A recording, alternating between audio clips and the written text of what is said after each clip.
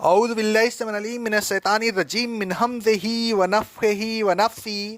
سورہ بقرہ کی آیت نمبر 272 میں اللہ رب العالمین کا ارشاد گرامی ہے، اے رسول صلی اللہ علیہ وسلم، ان لوگوں کو ہدایت کے راستہ پر چلا دینا آپ کی ذمہ داری نہیں اور نہ یہ آپ کے اختیار میں ہے، البتہ اللہ جس کو چاہے ہدایت کے راستہ پر چلا سکتا ہے، اسے ہر قسم کی قدرت ہے۔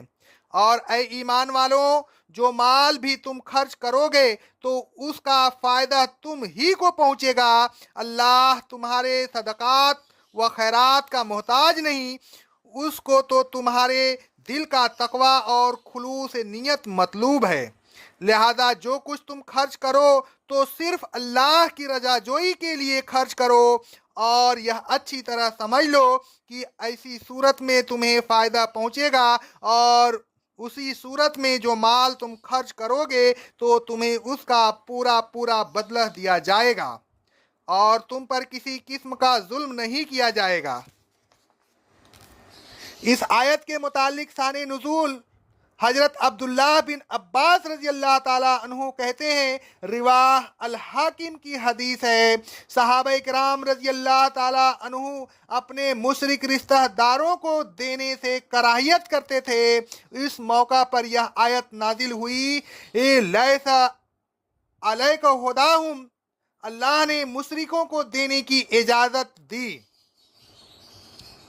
پہلے معنوں کے لحاظ سے سورہ رسول اللہ صلی اللہ علیہ وسلم یقیناً ہادی ہیں، آپ صراط مستقیم کی نشاندہی کرتے ہیں۔ آپ ہی کا بتایا ہوا راستہ در حقیقت اللہ تبارک و تعالیٰ کا پسندیدہ راستہ ہے۔ اللہ تبارک و تعالیٰ فرماتا ہے سورہ الشورى کی آیت نمبر 52 میں، اے رسول صلی اللہ علیہ وسلم، بے شک آپ سیدھے راستہ کی طرف رہنمائی کرتے ہیں۔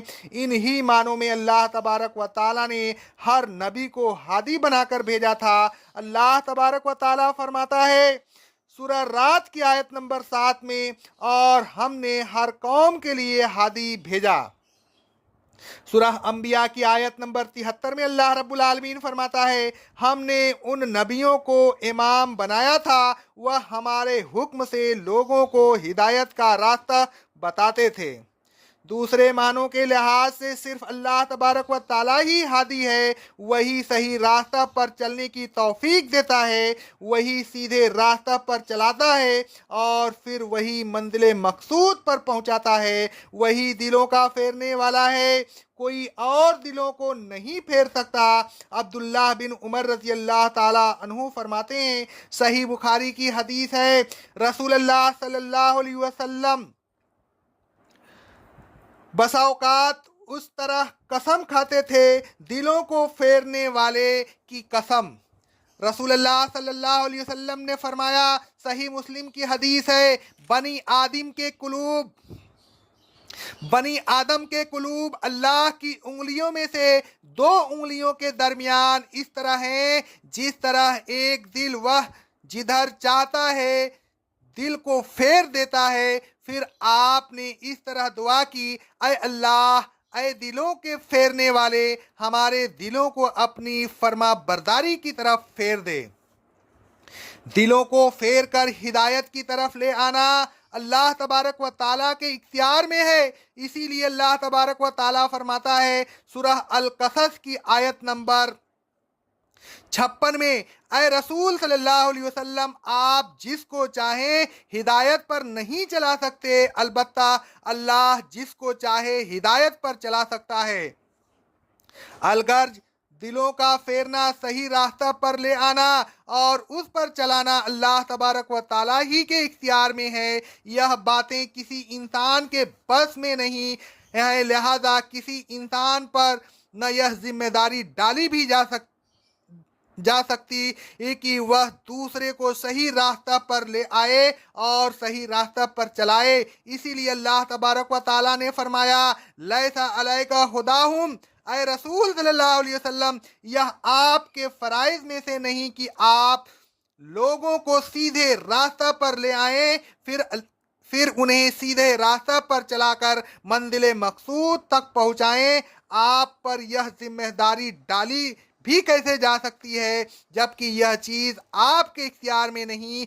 آپ تو بس نصیحت کرتے ہیں، آپ نصیحت کرنے والے بنا کر بھیجے گئے ہیں۔ اللہ تبارک و تعالیٰ فرماتا ہے سورہ حل اتاک حدیث الغاشیہ کی آیت نمبر 21 اور 22 میں، اے رسول صلی اللہ علیہ وسلم، آپ نصیحت کرتے رہیں، آپ تو بس نصیحت کرنے والے ہیں، آپ ان پر داروغہ نہیں ہیں کہ ان کو ہدایت پر لانا آپ کی ذمہ داری ہے۔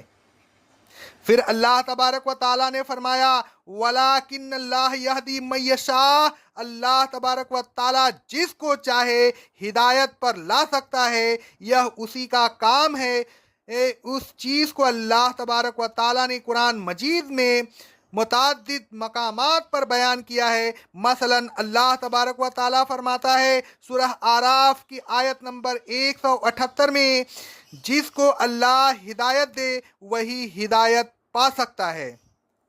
اللہ تبارک و تعالیٰ فرماتا ہے سورہ یونس کی آیت نمبر 35 میں، اے رسول صلی اللہ علیہ وسلم کہہ دیجئے کہ اللہ ہی حق کی ہدایت دیتا ہے۔ اللہ تبارک و تعالیٰ فرماتا ہے سورہ حج کی آیت نمبر 16 میں، بے شک اللہ جس کو چاہتا ہے ہدایت دیتا ہے۔ الغرض ہدایت دینا اللہ تبارک و تعالیٰ کے اختیار میں ہے، وہ جس کو چاہتا ہے ہدایت دیتا ہے اور جس کو چاہتا ہے گمراہی میں چھوڑ دیتا ہے۔ اس کا چاہنا اس کے معیشت ہے اور یہ معیشت اس کے قوانین۔ ہدایت کا دوسرا نام ہے اللہ تبارک و تعالیٰ ظالم نہیں ہے کہ جس کو چاہے بغیر کسی وجہ کے ہدایت دے اور جس کو چاہے بغیر کسی وجہ کے گمراہ کر دے۔ جو شخص بھی اس کے قوانین ہدایت کے مطابق ہدایت طلب کرتا ہے، اللہ تبارک و تعالیٰ اس کو ہدایت دیتا ہے، اور جو شخص اس کے قوانین ہدایت سے سرکشی کرتا ہے، اللہ تبارک و تعالیٰ اس کو ہدایت نہیں دیتا، یعنی دوسرے لفظوں میں اسے گمراہ کر دیتا ہے یا گمراہ رہنے دیتا ہے۔ لہٰذا کسی شخص کو گمراہ کر دینے سے اللہ تبارک و تعالیٰ پر کوئی الزام نہیں آتا، اور نہ بندہ اپنے گمراہ رہنے کی ذمہ داری اللہ تبارک و تعالیٰ پر ڈال سکتا ہے۔ سب کچھ اللہ تبارک و تعالیٰ کے مقررہ قوانین و معیشت کے مطابق ہوتا رہتا ہے، لہٰذا جو شخص بھی اس کے قوانین ہدایت پر چلتا ہے، اللہ تبارک و تعالیٰ اس کو توفیق دیتا ہے اور وہ شخص ہدایت کو پا لیتا ہے۔ اقول قولی ھذا استغفر اللہ استغفر اللہ استغفر اللہ۔